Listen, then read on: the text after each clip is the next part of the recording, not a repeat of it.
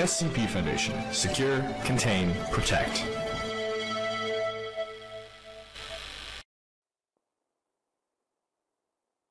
Attention. Ce document est initialement réservé au personnel disposant d'une accréditation de niveau 3 MAUD. Vous êtes sur le point de consulter des informations sensibles.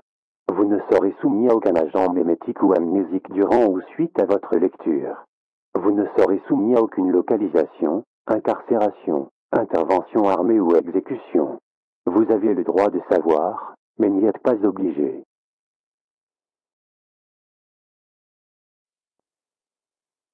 SCP-281 est actuellement confiné dans un carcan de confinement en tungstène, renforcé au sein du site local d'Aoud, un site réduit de 50 mètres carrés enclavé au sein de la zone 88, étant une base militaro-scientifique appartenant officiellement aux États-Unis d'Amérique, mais opérée par la Coalition mondiale occulte.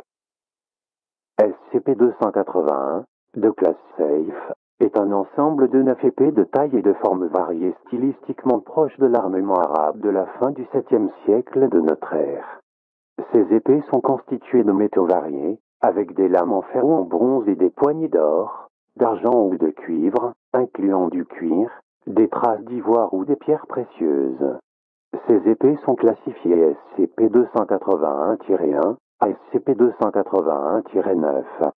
Toutes sont plantées d'environ 15 cm dans le sol en un unique point, à l'exact pour le sud géographique terrestre. La latitude où se trouve l'entité, 90 degrés sud, la longitude où se trouve l'entité, 1. Lors de la découverte de SCP-281 sur place et de son signalement à la Fondation SCP en octobre 1947, l'entité était accompagnée d'un écriteau lisant « S'il vous plaît, merci de ne pas toucher aux épées, sous peine de donner l'impression que le monde est détruit, ce qui inquiétera beaucoup de gens pour pas grand-chose.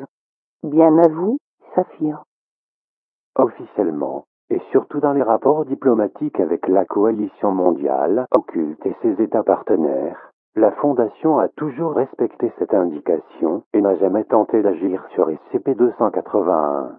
Officieusement, toutes les tentatives faites pour retirer une partie ou la totalité de SCP-281 se sont soldées par un échec, que ce soit par des moyens humains, mécaniques ou thaumaturgiques.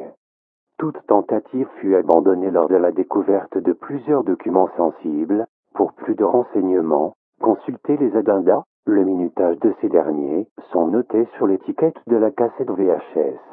Il est supposé que l'entité est un élément essentiel de la structure géologique mondiale et que porter atteinte à son intégrité pourrait potentiellement provoquer le désistement du globe terrestre. L'inamovibilité de SCP-281 est due à une force d'attraction d'origine indéterminée de plusieurs centaines de millions de newtons exercés par chacun de ses composants sur ces mêmes composants. Cette force d'attraction ne semble pas s'appliquer à d'autres objets que les composants de l'entité. L'hypothèse a été proposée par le département de théologie que chaque composant de SCP-281 devait disposer de capacités anormales propres, capacités pouvant se manifester lorsque ces composants étaient individuellement utilisés en tant qu'armes. Cette hypothèse ne peut être prouvée en raison de l'inamovibilité de SCP-281. Au moins 4 agents doivent être positionnés au site local d'Aoud en tout temps.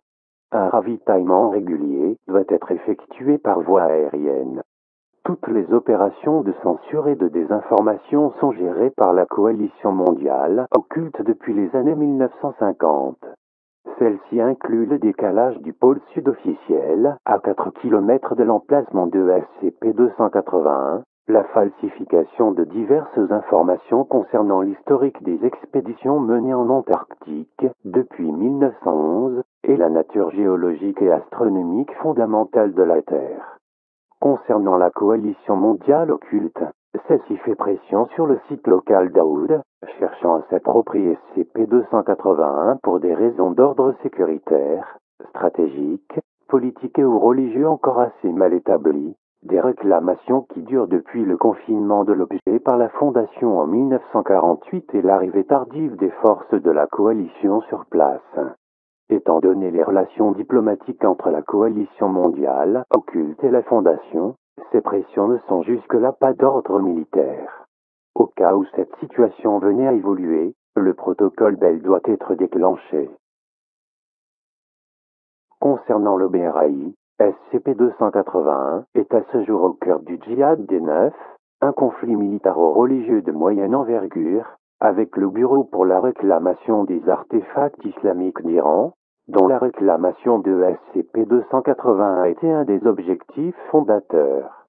En raison de l'éloignement géographique significatif entre le pôle sud et les bases du BRAI, les opérations de djihad menées contre le site local d'Aoud sont rares mais d'envergure, faisant essentiellement recours à des moyens thaumaturgiques.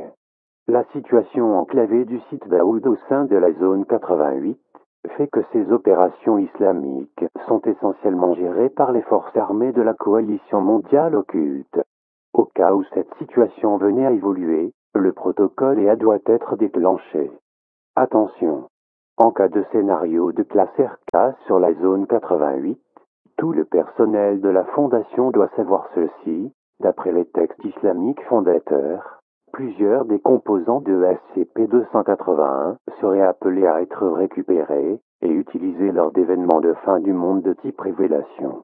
SCP-281-5 est supposé être récupéré par le prophète Ali lors du jugement dernier, tandis que SCP-281-1 est supposé être récupéré par le prophète Jésus pour combattre l'Antéchrist. Au cas où cette situation venait à arriver, le protocole ANU doit être déclenché. Dans tous les cas, il est supposé que retirer un des composants de SCP-281 ou porter atteinte à son intégrité pourrait provoquer un événement de classe XK.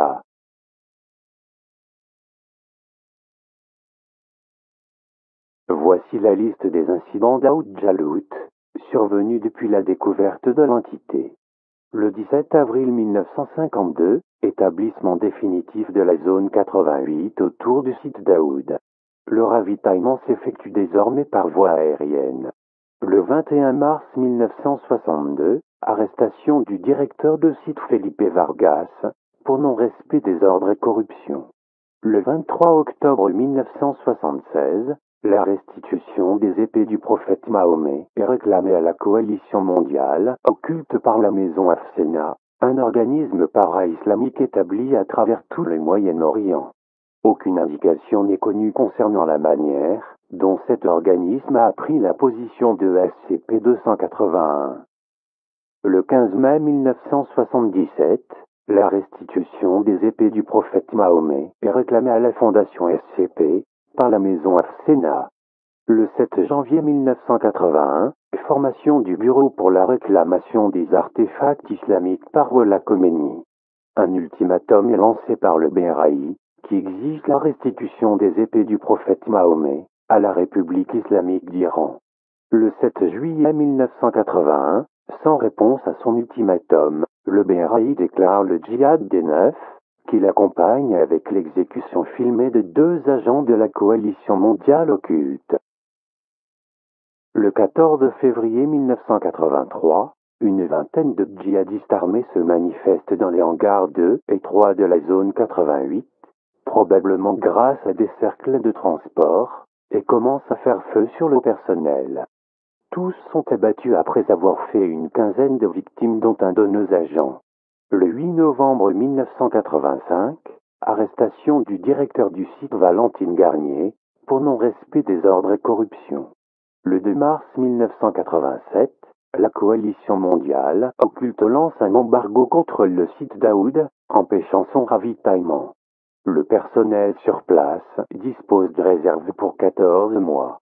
Le 28 juillet 1987, explosion du bâtiment A6 de la zone 88, probablement causée par le BRAI. L'embargo est interrompu. Le colonel Emerson dénonce un acte terroriste de la part de la fondation SCP afin de pouvoir justifier une intervention armée contre le site d'Aoud. De fausses preuves sont fabriquées et présentées à la coalition mondiale occulte afin de rendre la culpabilité du BRAI irréfutable. Le 1er février 1988, assassinat du colonel Emerson. Le 10 septembre 1992, manifestation d'une parcelle de désert aride occupée par un campement du BRI à 6 km de la zone 88. Il s'agit en fait d'une déformation spatio-temporelle, reliant l'emplacement à un camp du BRI établi dans la province de Kerman, en Iran. Un missile sol-sol est envoyé par la zone 88, sans succès étant donné l'anomalie spatio-temporelle.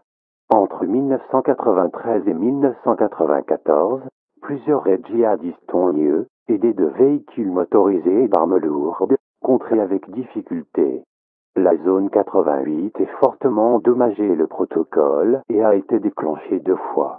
Le 13 septembre 1994, l'anomalie spatio-temporelle se résorbe d'elle-même. Une opération de représailles de la part de Saphir est suspectée.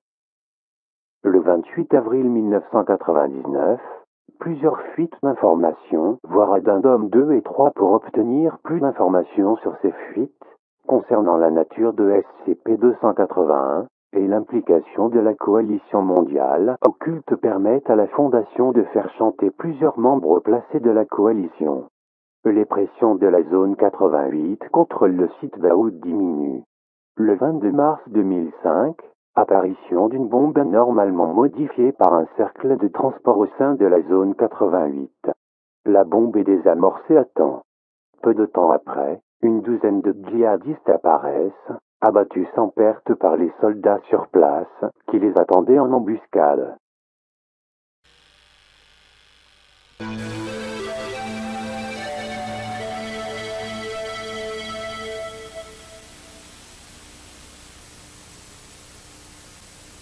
Addendum numéro 1. Document épistolaire JDI-096-E46. Les documents suivants sont tirés d'un échange épistolaire, maintenu au cours de l'année 1946 entre Hervé Malzerbe, ancien professeur de mathématiques appliquées à l'université de la Sorbonne, à Paris, et Patrick Silverstein, ancien consultant, jamais retrouvé. Ces lettres ont été récupérées lors du démantèlement de la loge de Paris en 2003 par la force d'intervention mobile Oméga 5, alias les Joailliers.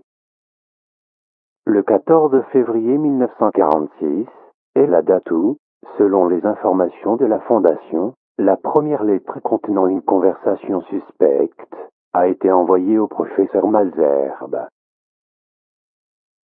À mon très cher collègue, le professeur Hervé Malzerbe, chef de la Loge de Paris. Cher ami, j'espère que tout va bien chez vous et que vous n'avez pas trop de propriétés à reconstruire dans le vieux continent. J'ai entendu parler de votre dernière opération où toute la paroisse a été mise sur orbite en l'espace de quelques minutes, histoire de bien leur montrer que la Terre était ronde. Dommage qu'ils aient été ramenés un peu trop tard, mais je suis sûr qu'ils ont eu le temps de prendre la pleine mesure de leur erreur avant de trépasser. Quel plus beau spectacle que la vérité après tout. Nous avons ici le même genre de problème, sous le nom d'Universal Zetetic Society, une bande attardée qui, non content de refuser l'évidence des preuves scientifiques concrètes et démontrées depuis des siècles, se prétendent en outre être de la zététique et de la rationalité et douter des organismes officiels qui, selon leur mentent par intérêt. Imaginez l'image qu'ils renvoient de vrais groupes zététiques tels que nous. Fort heureusement, j'ai une bonne nouvelle, pour vous comme pour moi, et c'est là tout le sujet de cette lettre. Quelques collègues travaillant à la NASA m'ont assuré que grâce à Paperclip, un missile balistique V2 devrait être envoyé à but purement scientifique dans la mésosphère d'ici le 24 octobre prochain. Et il sera équipé d'un appareil photographique. Enfin, nous aurons une preuve photographique et indiscutable que la Terre est ronde, à diffuser massivement, un moyen de vulgarisation imparable qui devrait faire disparaître les mauvais sceptiques du paysage.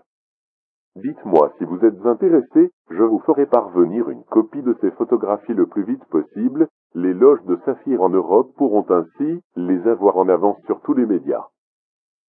Très cordialement, Patrick V. Silverstein.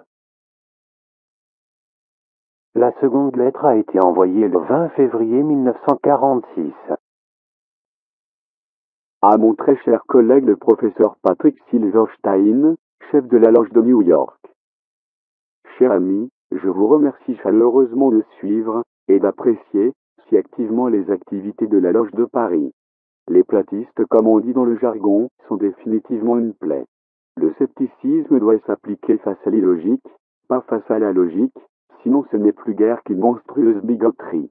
Les membres de Saphir en France seront volontiers preneurs de vos photographies de la Terre vue de haut. Le poids des mots, le choc des photos, n'est-ce pas? Lutter contre les communautés les plus néfastes de la chrétienté notamment me semble être la priorité en cette période. On ne peut même plus débattre pacifiquement avec ces crétins de juifs sans être regardé de travers maintenant. Le politiquement correct, vous savez ce que c'est. Très cordialement, Hervé Malzerbe. Réponse du professeur Silverstein le 27 octobre 1946. À mon très cher collègue, le professeur Hervé Malzerbe, chef de la Loge de Paris. Cher ami, bon. Merde.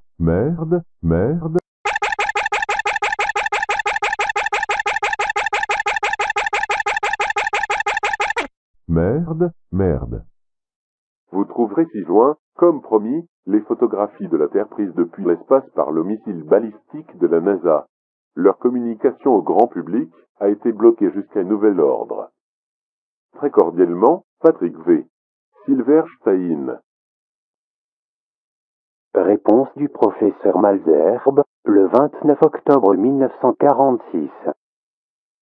À mon très cher collègue le professeur Patrick Silverstein, chef de la Loge de New York.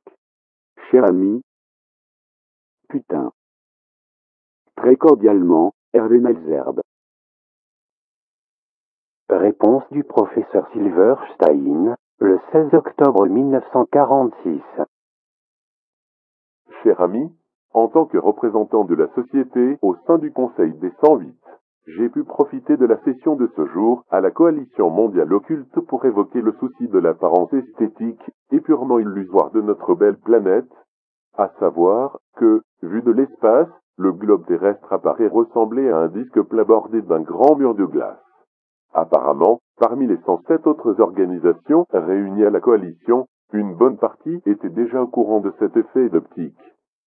J'ai commencé par les remercier, toutes et tous, de s'être depuis tout ce temps évertués à faire triompher la vérité de la Terre ronde, et d'avoir caché à la population mondiale cette désagréable impression que la Terre est plate. C'est très courageux de la part du nouvel ordre mondial de se battre ainsi contre une singularité donnant l'impression à chaque être humain que la Terre est plate, pour au lieu de cela imposer, parfois par des moyens quelque peu répressifs, certes, mais nécessaires, les preuves scientifiques démontrant qu'il s'agit d'un globe. J'ai été accueilli par un silence gêné, un silence si assourdissant que j'en ai encore l'ouïe surdéveloppé, l'inverse d'un acouphène. Car voyez-vous, le problème est qu'ils sont eux-mêmes persuadés que la Terre est plate, et qu'ils croient mentir au monde alors qu'ils affirment en fait la vérité. Je vous laisse imaginer le malaise dans les rangs du Conseil. Les illuminés de Bavière ne savaient plus où se mettre, et les francs-maçons faisaient mine de chercher des peluches sur leurs robes cérémonielles. Mais soit, passons outre. Les apparences sont sauves, c'est ce qui compte. Je leur ai alors demandé si Saphir avait la permission de réparer ce petit problème esthétique. Rendre au globe terrestre l'apparence qu'il devrait avoir. C'est certainement le silence qui a suivi qui m'a donné l'anti-acouphène actuel. L'assemblée est restée à m'observer, fixe et muette, pendant quelque chose comme un quart d'heure avant que quelqu'un n'ose se lever. Je crois qu'ils étaient en état de choc. Celui qui s'était levé était, sans grande surprise, le maître suprême Abraham des Illuminati. Je ne l'avais jamais entendu bafouiller avant, et je ne pense pas que qui que ce soit d'autre non plus. Vous voulez rendre la terre ronde, qu'il me dit. Vous comprendrez que j'eus sur le coup la paresse de lui dire que, non, la terre était déjà ronde, et que nous allions juste lui rendre l'apparence qu'elle devrait avoir. J'ai décidé au lieu de ça de passer directement aux considérations techniques. D'où ma question, est-ce que vous avez toujours les 9 épées de Mahomet en stock? Très cordialement, Patrick Silverstein. La dernière réponse est celle envoyée par le professeur Malzerbe, le 3 novembre 1946. À mon très cher collègue le professeur Patrick Silverstein, chef de la Loge de New York. Je vous confirme que nous devrions pouvoir réunir les épées de Mahomet. Les singularités BRO 2562-ISL2, 3 et 4 doivent prendre la poussière à la loge de Marseille. Aux dernières nouvelles, ils faisaient des tests pour vérifier que leur attraction était bien d'origine magnétique et non pas singulière. Malheureusement elle l'est, et aucune force ne se manifeste une fois dans leur fourreau. BRO 2562-ISL7 est planqué quelque part à la loge du Caire. J'ai envoyé une lettre au professeur Rigman. Quant à BRO 2562-ISL1, 5, 8 et 9, elles ont été volées par la société Tulé pour servir au rituel étrange des nazis, mais ont été récupérées lors de la libération, et doivent aujourd'hui être stockées dans une caisse perdue dans les réserves du Louvre, rien qui ne soit irrécupérable. Je réunis tout ça et vous tiens plus amplement informé lorsque les choses avanceront. Nous nous reverrons de toute façon au sommet interloge, non ? Vous pourrez alors nous faire part à tous des projets qui vous germent en tête. Très cordialement, Hervé Malzerbe. Ceci était la dernière lettre échangée entre les deux professeurs.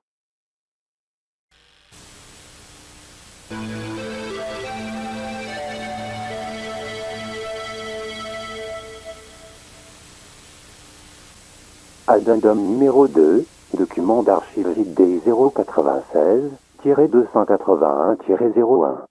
Le document suivant a été récupéré lors d'un raid de la force d'intervention mobile Oméga 5, alias les Joailliers, au domicile de l'ancienne chercheuse senior.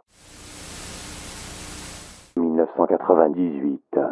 D'après plusieurs recherches menées par la Fondation, ce document est authentique et a bien été rédigé par le groupe Saphir. Voici ce qui y est écrit. Bonjour madame. Vous avez été sélectionnée pour faire partie du Ruby Galil et Delta. Votre départ pour le pôle sud est prévu le 5 mars. Plus d'informations vous parviendront bientôt quant à l'heure et au lieu d'embarquement. L'opération Galileo a été mise en place afin de coordonner la nature sphérique avérée du globe terrestre, qui n'est plus approuvée depuis des siècles, avec son aspect esthétique qui, malheureusement, le fait paraître plate aux yeux du néophyte. Il a été déclaré lors du 55e sommet interlogue que les singularités BRE 2562-ISL1 à BRE 2562-ISL9, mieux connues sous le nom des épées de Mahomet, seraient réunies et utilisées pour contrer cette regrettable illusion. 9 équipes Ruby partiront par 9 trajets différents, jusqu'au pôle sud où, comme les appellent les membres les plus fantasques de la coopération mondiale occulte, la bordure glaciaire, pour atteindre 9 points singulièrement opposés, mais formant objectivement le pôle sud. Chaque Ruby sera en possession d'une épée. Galilée, Delta recevra BRE 2562-ISL3, alias Al-Kadib dans son fourreau. Vous devriez atteindre le point Delta, défourailler l'épée au temps indiqué, et l'enfoncer immédiatement au point indiqué. Vous n'avez pas besoin d'en savoir plus pour le moment. L'effet Kaledvich stipule que toute arme blanche singulière plantée dans le sol ne pourra en être délogée que sous des conditions particulières, généralement par l'action d'un individu conscient.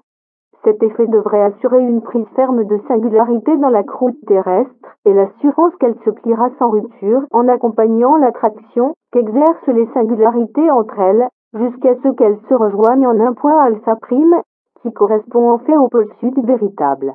La croûte terrestre restera un tout cohérent et stable, rappelons que sa déformation ne sera qu'illusoire, et que la simple idée de tenter de la déformer véritablement serait parfaitement ridicule durant toute la durée de l'opération. Ne pas défourailler la singularité avant le temps indiqué. Cordialement.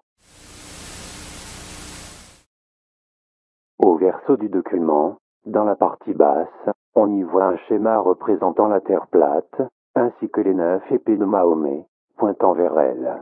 Après avoir consulté les plus grands archéologues de la Fondation, impossible de savoir ce que le texte, ou même le schéma en haut du verso signifie.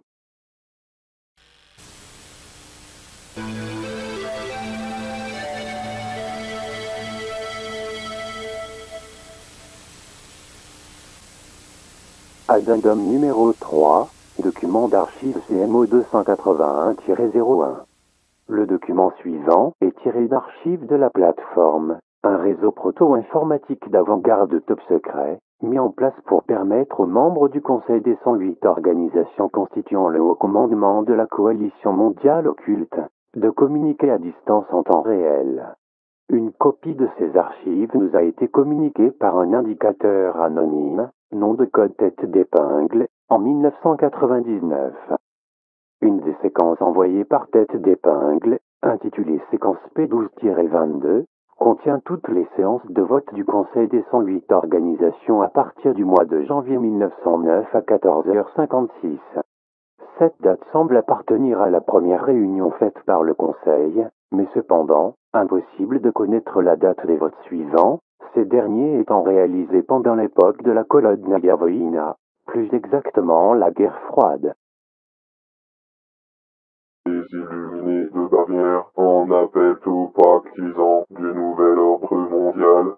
Vous avez été écoutés et vos craintes sont légitimes. Quel procédé compte-t-il utiliser? Qu'adviendra-t-il des colonies établies sur l'autre face? Qu'en est-il du Grand Œil? Qu'en est-il de nos relations diplomatiques avec les Vrilya? Nous vous entendons et tenons à vous rassurer. La société athée pour la halte de l'idéologie religieuse est, vous le savez, difficile à réguler et très discrète, mais est inoffensive. Les plans initiaux du projet Galileo devaient nous être communiqués lundi dernier. Ils ne l'ont pas été, mais le professeur Silverstein nous a annoncé un retard et assuré qu'il le serait dès que les détails seraient peaufinés. Il a bien insisté sur les problématiques de l'indépendance chère à la société athée et qui a déjà fait débat ici. Tous les pactisans du nouvel ordre mondial ont vu. L'Église sataniste unie, l'Astrum Argentum et 80 autres valides. Les membres du Majestic 12 rappellent tout de même aux protestataires qu'en tant que membres du Conseil, et par conséquent du nouvel ordre mondial, que certains le veulent ou non, la société athée a toute notre confiance pour mettre au point un plan discret, fonctionnel et sans conséquences néfastes. Tous les pactisans du nouvel ordre mondial ont vu. L'Église sataniste unie, l'Astrum Argentum et 25 autres valides. L'Église sataniste unie rappelle aux 52 partisans du nouvel ordre mondial, de nature pareille religieuse que la loi, de cordiale laïcité et jusqu'à nouvel ordre, la norme au sein du Conseil. Et que toute critique portant sur les choix et les pratiques de la société athée est prise en compte, mais impertinente dans le cadre formel de la coalition. Tous les pactisans du nouvel ordre mondial ont vu. La Société théosophique, l'Astrum Argentum et 28 autres valides. Les illuminés de Bavière soulignent que le fait que la plateforme de partage informationnel du Conseil soit ouverte à tous les membres du Conseil, à l'exception de la société athée ne relèvant en aucun d'un manque de confiance envers eux. Toute mention de l'existence de la plateforme à un de leurs membres sera néanmoins punie. Tous les pactisans du nouvel ordre mondial ont vu. L'ordre universaliste des Ases, l'ordre du Dracon et 79 autres valides. Les membres du Majestic 12 signalent que concernant les suspicions de destruction de la face cachée de la Terre, les esquisses du projet Galileo semblent viser une fermeture de la bordure glaciaire, contractée pour former un second pôle à la planète. La face cachée serait donc préservée, mais constituerait dès lors la surface interne d'un globe vide. Les tunnels continentaux menant à l'autre face ne devraient pas trop souffrir du passage de la Terre plate à la Terre creuse. De nouveaux seront sans doute établis, ainsi qu'une base de surveillance en Antarctique. Tous les pactisans du nouvel ordre mondial ont vu. La Société de l'Océan Noir, les Illuminés de Bavière et 72 autres valides. La société du Vril déclare être très enthousiaste à l'idée d'une fermeture littérale des frontières du territoire Vril.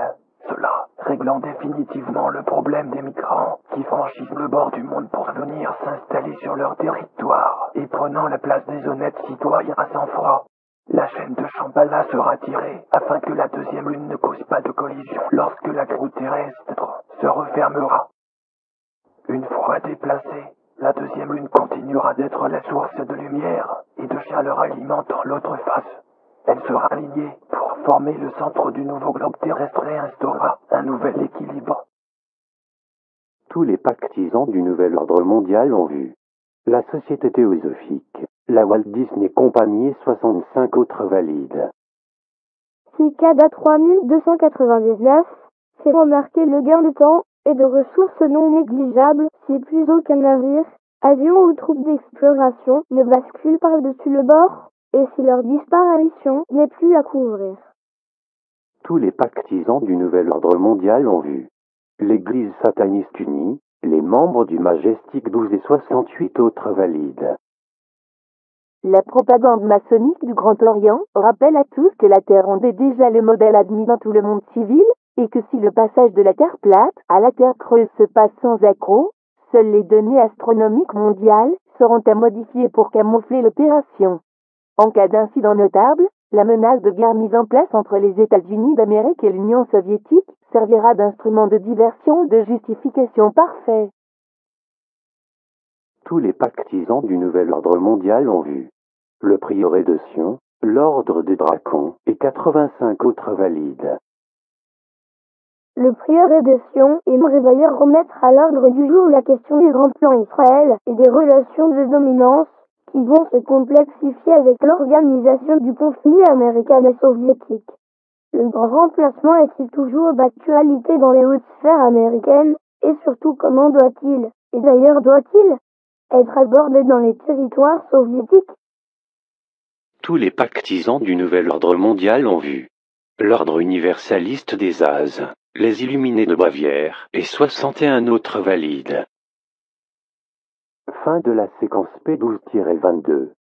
Malgré l'effondrement de l'Union soviétique et la fin de la guerre froide, aucune donnée ou information nous est parvenue quant aux nouvelles réunions du Conseil des 108 organisations. Impossible de savoir de ce qui a été communiqué lors des dernières réunions du Conseil, si toutefois ils ont eu lieu.